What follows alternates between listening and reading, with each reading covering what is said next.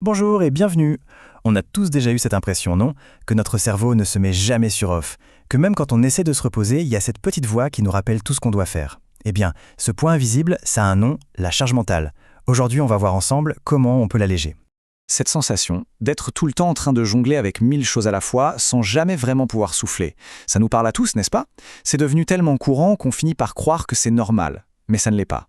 Alors, la charge mentale, c'est quoi au juste? En fait, c'est tout ce travail de l'ombre, ce job non-stop de gestion, d'organisation, de planification qui tourne en boucle dans notre tête. Ce n'est pas seulement la liste des choses à faire, c'est surtout le fait de devoir penser à tout, tout le temps.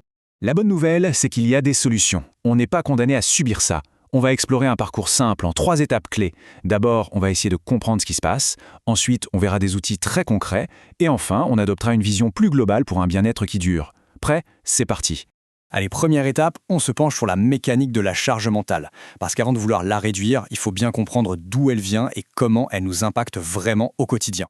Et attention, parce qu'une charge mentale trop lourde, ça ne reste pas sagement dans notre tête. Non, ça déborde partout. Ça grignote notre bien-être, ça peut fragiliser nos relations, ça plombe notre efficacité au travail et bien sûr, ça fait monter le stress en flèche.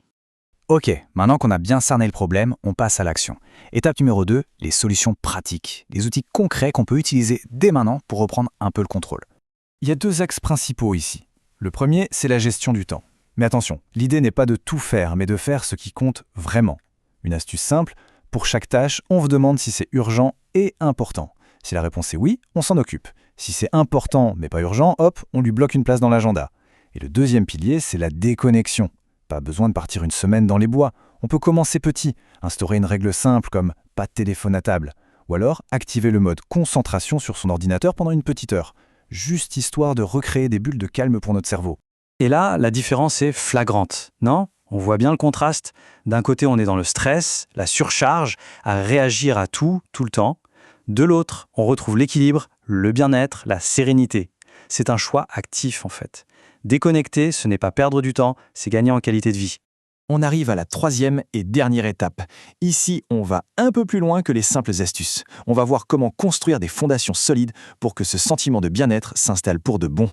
Et pour ça, on s'appuie sur 3 piliers. D'abord, l'auto-soin, le fameux self-care. Ça peut faire peur, mais en réalité, ça peut être tout simple. Par exemple, commencer sa journée par 5 minutes de calme. Juste 5 minutes, sans écran, avec un café pour se reconnecter à soi avant de se connecter au monde.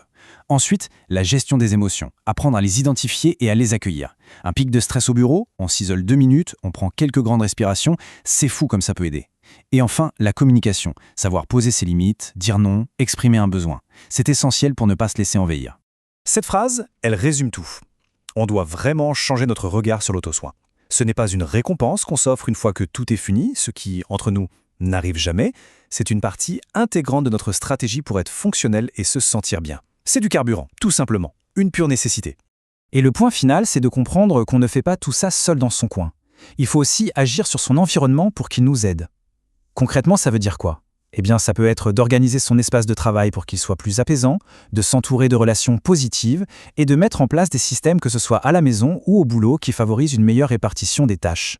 On termine donc avec cette question pour que tout ça ne reste pas juste de la théorie. Le but n'est pas de tout révolutionner du jour au lendemain, surtout pas. La vraie question c'est, quel tout petit pas est-ce que je peux faire, là, maintenant, aujourd'hui, pour me sentir ne serait-ce qu'un tout petit peu plus léger? C'est ce premier pas qui est souvent le plus important.